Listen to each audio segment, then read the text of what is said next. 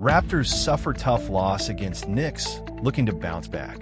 The Toronto Raptors faced another tough night on the court, falling to the New York Knicks 116-94 at Madison Square Garden. Coming off a disappointing loss to the Charlotte Hornets, the Raptors were hoping to turn things around, but it became evident early on that they were in for a challenging game. They fell behind by double digits in the first quarter and struggled to keep pace throughout the night. Comment Go Toronto Raptors in the comments. The Raptors gave up a staggering 41 points in that first quarter, which set the tone for the game.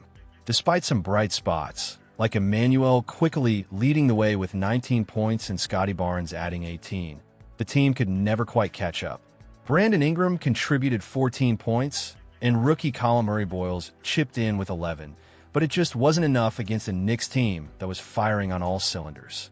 One major issue was the Raptors' inability to take care of the ball, committing 18 turnovers. This lack of efficiency made it nearly impossible for them to establish any rhythm on offense. Additionally, they were dominated on the boards, being out-rebounded 61-40. That's a tough pill to swallow for any team, especially when you consider that they were missing key players like R.J. Barrett and Jakob Poeltl. Barrett has been sidelined with a knee sprain, while Poeltl is still working his way back from a back injury. The good news is both are expected to return soon, with Poeltl possibly being ready for their next game. It's understandable that fans might feel frustrated after a rough road trip. But let's remember, even the best teams go through slumps. The Raptors had an impressive 9-game winning streak, and this rough patch might just be what they need to refocus and learn from their mistakes. As they head back home for a 5-game stretch starting Tuesday against the Portland Trail Blazers, there's a real opportunity for the Raptors to regain their footing. Will they use this tough time as a learning experience? I think they will. I'm excited to see how they bounce back and adjust their game moving forward. What do you think, Raptors fans? How do you feel about the team's recent struggles and their chances against the Trail Blazers? Comment below with your city and your thoughts on the Raptors' performance. Let's rally behind our team and show our support as they look to turn things around. Raptors face reality check against Knicks. Time to step up. The Toronto Raptors have been riding high, showcasing some of the best basketball in the league with a 13-1 record that had fans buzzing with excitement.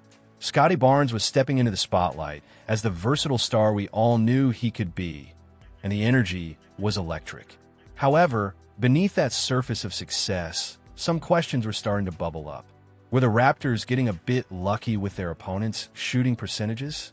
During that impressive stretch from October 31st to November 26th, team shot just 30.5% from three-point range against Toronto, the worst in the league. While some of it might be attributed to the Raptors' defense, it's hard to ignore that opponents are getting good looks, but just weren't hitting their shots. It raises an important discussion. How much of their success was due to solid defense, and how much was pure luck? Darko Rajakovic, the Raptors' head coach, suggests that teams can control opponents' shooting percentages to some extent, which goes against the analytics trend that focuses on shot frequency. What do you think, Raptors fans? Is it skill or luck? Comment Go Toronto Raptors below. Fast forward to the game against the New York Knicks, and that luck ran out. The Knicks came out firing, hitting 9 three-pointers in the first quarter alone.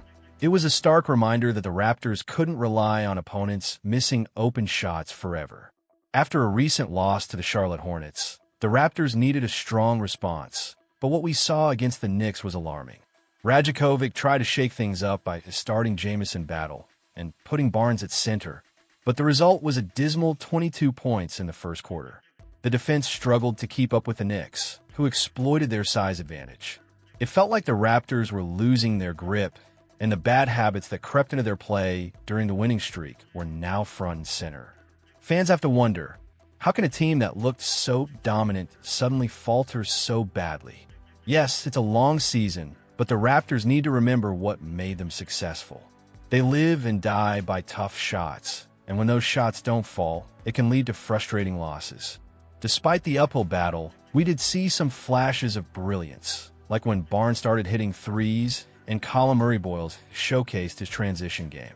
But as the Knicks kept finding open looks, it became clear that Toronto's defense had to tighten up.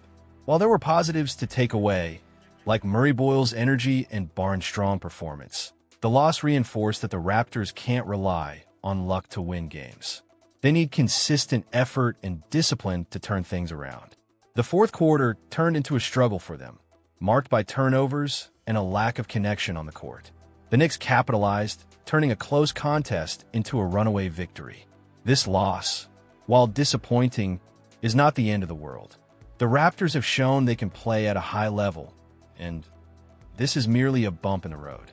However, it emphasizes the importance of sticking to their principles. As we move forward, the Raptors must learn from these experiences. They need to focus on rebounding and maintaining their defensive intensity if they want to continue to compete in this league. What do you all think, Raptors fans? Is this a wake-up call for the team, or just a temporary setback? How do you see them bouncing back? I want to hear your thoughts. Comment below with your city and your opinion on the Raptors' chances moving forward. Let's rally behind our team and show them we believe in their potential.